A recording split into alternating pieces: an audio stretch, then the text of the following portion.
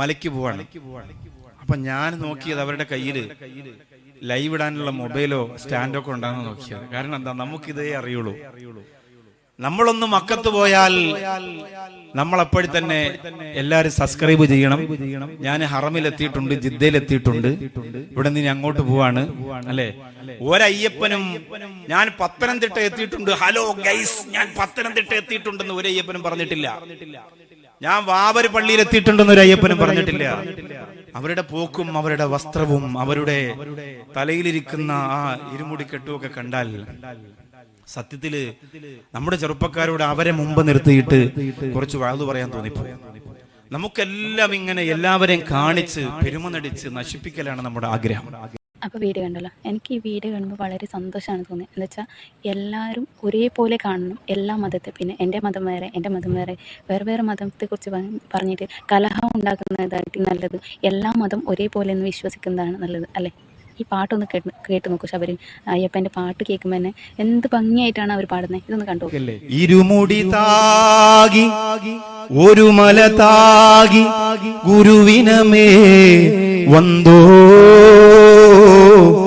ഇരുവിനെ തീർക്കും യവനെയും വെല്ലും തിരുവടിവേ കാണവന്തോ, പള്ളിക്കെട്ട് ശബരിമലയ്ക്ക് കല്ലും മുള്ളും കാണിക്കമത്തെ സാമിയേ അയ്യപ്പോ അയ്യപ്പോ സാമിയേ, നെയ്യഭിഷേകം സാമിക്ക്, കർപ്പൂര ദീപം സാമിക്ക്, അയ്യപ്പന്മാർകളും കൂടിയിരിക്കാൻ അയ്യനെ നെഞ്ചി നൊടിയിടേ സാമിയേ അയ്യപ്പോ എന്ന് പറയാനും പാടാനും അവർ കാണിക്കുന്ന ഒരു ആവേശം ഉണ്ടല്ലോ.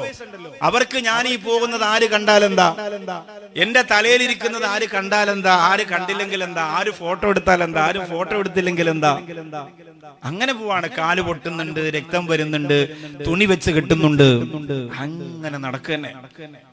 ഈ കൈ ഇങ്ങനെ പിടിച്ചിരിക്കുമ്പോ തന്നെ എത്ര ക്ഷീണം ഉണ്ടാവും. പിന്നെ ചിലരങ്ങനെ പ്രാക്ടീസ് ആവും, കുറെ നടക്കുമ്പോ അതങ്ങനെ തലയിൽ വെച്ചിട്ട് അങ്ങനെ തന്നെ പോകലുണ്ട്. സത്യം പറഞ്ഞാൽ അവരോട് ബഹുമാനം തോന്നിപ്പോവാണ്. അവരെ കാണുമ്പോ വണ്ടി ഒന്ന് സ്ലോ ചെയ്തിട്ട് അവരോടൊന്ന് നോക്കി, മുഖത്ത് നോക്കി ഒന്ന് പുഞ്ചിരിച്ചിട്ട് പോകാം. നമ്മുടെ കേരളം അങ്ങനെയാണല്ലോ. പലരും അതിനെ വേറെ രീതിയിലേക്ക് ആക്കാൻ ശ്രമിക്കുമ്പോഴും നമ്മുടെയൊക്കെ ഉള്ളിൽ ഇതുപോലെ ഇവിടെ ഇരിക്കുന്ന പ്രസാദിനെ പോലെ അല്ലെങ്കിൽ മറ്റു വേദികളിൽ ഇരിക്കുന്നവരെ പോലെയൊക്കെ നമ്മുടെ മനസ്സിനൊരു വലിയ സന്തോഷം ഉണ്ടാവും.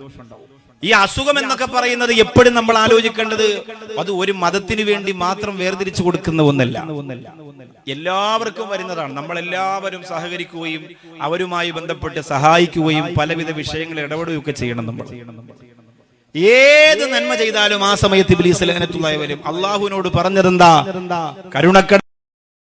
അപ്പോൾ ഈ പാട്ട് കണ്ടല്ലോ, എന്ത് ഭംഗിയായിട്ടാണ് ഇവർ ഈ പാടുന്നത്. അവർക്കും അവരെ മതത്തിനെ കുറിച്ച് വിശ്വാസം വേണം, പക്ഷേ അവർ മറ്റേ മതത്തിനെയും വിശ്വസിക്കുന്നുണ്ട്. എല്ലാ മതത്തെക്കുറിച്ചും ഇങ്ങനെ വിശ്വസിച്ച് ഇങ്ങനെ പറയുമ്പോൾ നമുക്ക് വളരെയധികം സന്തോഷമാണ് തോന്നുന്നത്.